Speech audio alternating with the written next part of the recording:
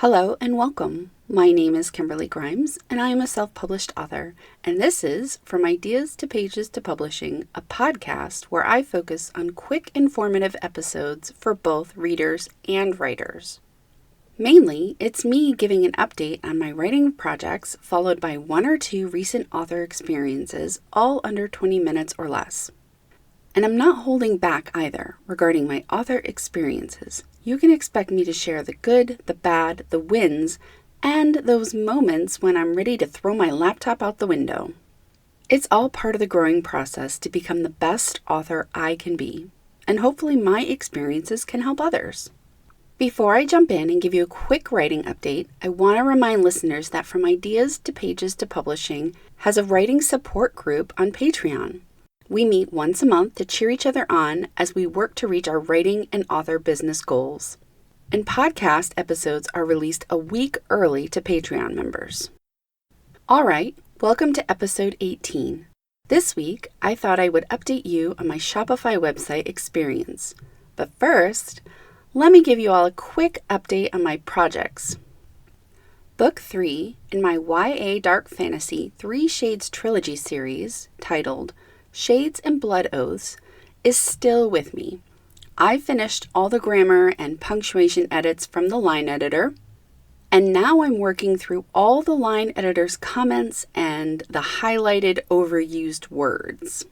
There are 36 chapters in Book 3, and as of midweek, I was about a third done. The manuscript is scheduled to go off with the proofreader on August 4th, so I have until Sunday to finish. I'm not worried about being late or having to push back the date. The draft I usually send to my line editor is usually really polished, meaning I don't expect any major changes like fixing plot holes or having to rewrite scenes. It's the grammar stuff and sentence structure that I usually need help with, mostly from my line editor. Okay, let's move on to the Kickstarter. Today is August 1st, and that means we're 47 days away from the Kickstarter launching. And I think it's starting to hit me that I have so much to do and get this Kickstarter ready, and I'm starting to sweat a little. So as I just mentioned, Book 3 manuscript goes off with the proofreader on Monday, August 4th. Then while the manuscript is off with the proofreader, I need to turn my zero draft for that second short story into a polished draft to send off to my line editor. And then I need to finish doing the layout for the annotated edition of Shade of Light, which is book 1 in this trilogy series. So that way I can then go through and add all of my author notes and inside comments. I really need to finish screenshotting all these pages that I have in Word and add them to the Affinity program. And I want to have that done. Well, I wanted to have that done by end of July, but here we are, August 1st. So I know I'm a little behind on that. And the whole screenshotting thing and adding to Affinity is about 85% done. But I do need to finish that at least by mid-August. Once I get Book 3 back from the proofreader, which is usually a 2-week turnaround, I'll begin formatting the interior text of the omnibus. I'm really excited. I just bought a mini Mac so that way I can purchase vellum. So I will give you an update on my experience with setting up and using vellum soon. I want to have all of the book stuff done by the end of August. That way, come September, I can focus on creating the story page on the Kickstarter campaign. Because I've set a September 18th launch date, Kickstarter has certain creator deadlines that I have to comply with in order for my campaign to go live on that September 18th date. Setting a target date doesn't mean your campaign will automatically launch. You have to submit your project for approval, and you have to confirm your identity and provide payment details about 10 business days prior to your target launch date. Okay, moving on, because thinking about how much I have to do with the Kickstarter is giving me anxiety. Let's talk about my Prairieland Romantasy work in progress. I love this story so much, though I'm a little anxious to talk to my book coach at the end of August, mainly because I'm a little worried about the pacing of the story. If you recall in a previous episode, I mentioned about the opening scenes not having that suspenseful, action-packed opening, like a chase scene or something intense happening. I have written chapter 3, and I really like it too, but again, I need confirmation about the pacing. My YA dark fantasy 3 Shades trilogy is that life or death survival story, so something exciting is usually always happening. Whereas this story, my Prairieland Romantasy, is more low stakes, yet things can get a little life or death, but just not all the time. My next book coach meeting with Connolly is at the end of August, so I won't have much more of an update until after we chat. Okay, let's move on and talk about the Secret Author Collab project. Again, I'm only just going to share my writing part. I'm progressing with the writing of this first draft, and I've written chapter 3, and I'm also loving this story too. This is also a romantasy story that won't be for readers under 18.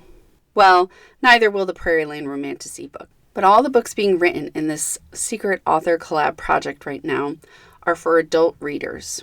Some of the stories have a little more spice than others. I'm probably going to keep my spice level to around 2 chili peppers.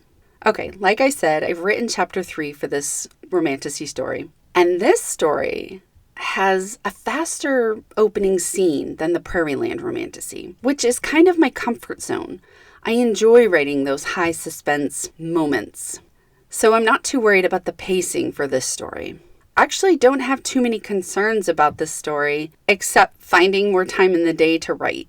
So there's not much more to update regarding this project. It's been fun, and I'm enjoying the group, and the co-organizer and I have already started thinking that we will possibly start a second group early 2026. Okay, that's all for my writing projects. Now, let's jump into this week's author experience topic. I thought I would share an update about how my new Shopify website is going. If you recall, I had an episode talking about how Substack shut down my page, blocking me from accessing my dashboard, meaning I had no access to my subscriber list. Well, that intense panicked weekend pushed my decision to consolidate my author website, which was previously on WordPress, and my author shop, which was previously on PayHip, into one website via Shopify. I'd been going back and forth about if I should or shouldn't because of the hefty monthly fee, but after Substack shut my page down, I made the executive decision and signed up for Shopify's 3-month deal where you only pay $1 per month for the first 3 months. I'm not going to explain about how I got here because you can listen to episode 12 where I talk about the whole Substack debacle. Right now, I want to focus more on how it's been since I've signed up. Here's a quick rundown. Is the dashboard user-friendly? So I'm going to say yes and no. Yes, because once you figure out how to use everything, well, then it's fairly simple to maneuver. And no, because it did take me a few weeks to learn how to use everything. And honestly, after not doing anything with the website for a few weeks because of family vacations and needing to write, I did forget how to do some of the page creations and setting up products. So I guess it's important to go into the dashboard every now and then and refresh my skills. Now, if you struggle working with computers, I can see someone getting very overwhelmed with having to go in and create a website. And that's kind of the nice thing about Shopify because you're able to customize so much on your page. You can be as simple as you want and just use it as your author shop, or you can do what I did and really get into making it your author website and your author shop. The more you mess around with the dashboard, honestly, the easier it gets. You just have to be patient. I actually purchased a course on Udemy, Udemy, to help me just kind of with the basics of the Shopify dashboard and how to set up a shop. And that really helped me in the beginning. I should mention that I am quite comfortable with using a computer remember, I don't know if you remember, but I taught myself how to use the Blender software to design my own 3D printed bookmarks. I'm not saying I'm a proficient at Blender because Blender is very, very complicated, but I was able to do what I needed to do in order to print my 3D bookmarks. So can you customize your homepage? Yes. This is one of the reasons I wanted something other than PayHip. PayHip is fantastic if you want just a basic shop homepage. I did research and search up a bunch of authors who use Shopify to see what they were doing, and I found a range of styles and layouts, which really helped me in how I wanted to format my own homepage. Okay, how easy was it to add images? At first, not really, but it was kind of the same on my WordPress website. I had to figure out the dimensions so that I wouldn't have blurry images.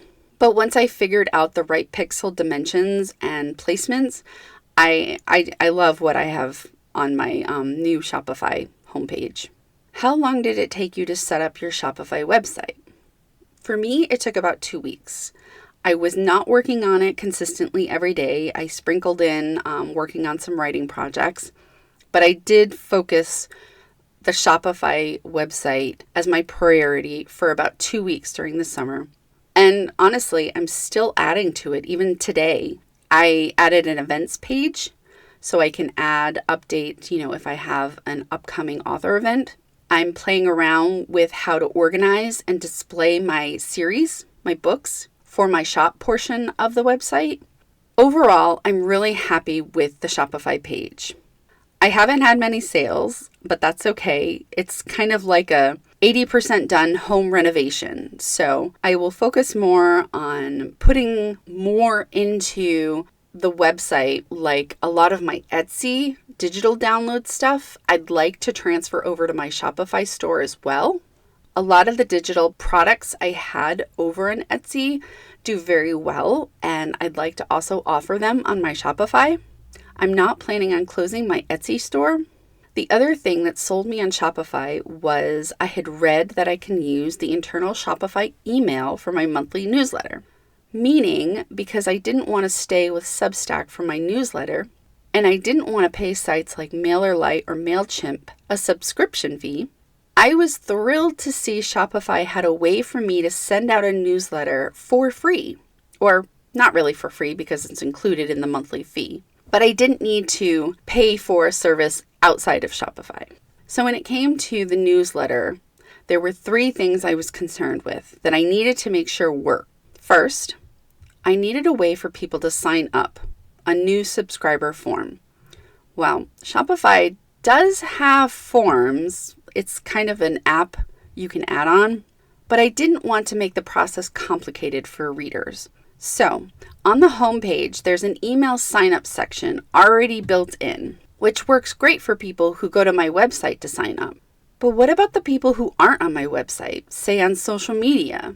Well, in my universal links page, which is that links you go to like Instagram and you get that one link. So in my universal links page, which is an actual page on my Shopify site, I was able to add the same email sign-up box that's on the homepage into my universal links page. Easy peasy and done.